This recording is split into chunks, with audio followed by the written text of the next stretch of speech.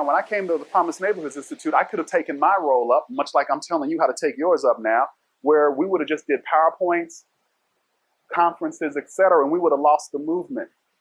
Because when the Office of Inspector General came out to audit Promised Neighborhoods, they came out to kill it. Now here it is, 20 years, folks had said we want large amounts of money, flexible amount of money, and we want to be able to have it over a sustained period of time. We got that victory with Obama, $30 million over 5 years to start creating supports for poor children from cradle to career. Now, before the Republicans kill us, we're going to kill it with bad practice. How many of you all know folks who have consultants write grant proposals? The collaborator doesn't know what the hell is in that grant proposal. Then you get the money. That sound familiar? Well, that's what we had at Promised Neighborhoods. Not all the sites, but a lot of them.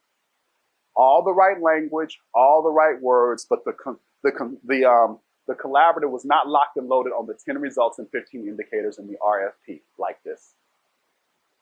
So first step one, we had to institute this discipline. I have no control over the network. Their contractual relationship is with the Department of Education. So I'm doing what John Gardner calls non-jurisdictional leadership. That is the best way to lead, except the fact that you don't control anything, and no matter how many titles you get, you still won't control anything.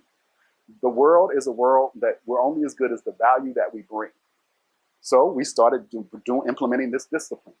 We bought the data system for our network so that they could see this results framework. Some folks said, great. Some said, I'm not going to be a part of this. I don't care. Manage the thirds. A third who will be with you, a third who will be indifferent, and a third who just won't give a darn. My job is not to have maximum consensus. My job is to get critical mass to start getting some results. It's a very big difference. My job is to not get maximum consensus. My job is to get critical mass so I can start getting some results. When that Government Accountability Office report came out, they looked at 40 sites. Now, you know how hard it is to look at 40 sites and not find one audit finding? They looked at 40 of our sites. They saw this discipline. They looked for waste, fraud, and abuse. They started describing this discipline in the report, and it was so good that Senator Klein chose not to even issue the report publicly. We issued it publicly to show folks that this stuff is working. Something new is happening. So what does that mean? Today, Promised Neighborhoods is a permanently federally authorized program, in spite of all the political hostility that's been going on. And it's not being killed under this administration because folks in Senator Mitch McConnell's backyard and in Berea, Kentucky, and in the communities, the South, in the North, in the East, and the West, they get on that hill in Congress and they fight for it. So what I'm telling you is, if I had showed up being afraid to make a network perform, being afraid to say to a network that we've got to bring greater discipline, seeing my role as, well, you know, I don't control them. The only thing I can do is hold conferences and just let them come together and do whatever the hell they want to do. I would have been the biggest culprit in losing billions of dollars for the 14 million children living in concentrated poverty in America. You see my point? Before I get to the sites and before I get to Republicans, it would have been my fault because I knew better.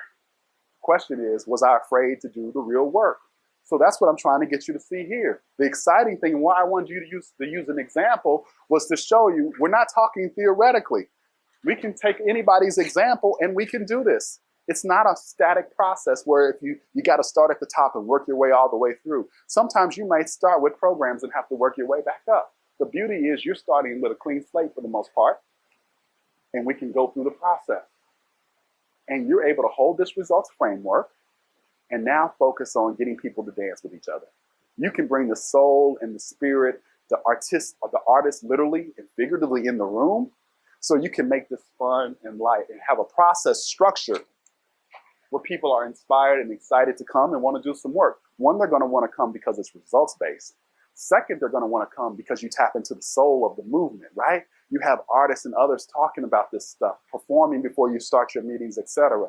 And then thirdly, they're going to be excited because they actually get to contribute, which was what humans want to do. And they get to contribute in a big way. And you get to celebrate that and lift that up and tell these powerful stories of leaders all over the region making results.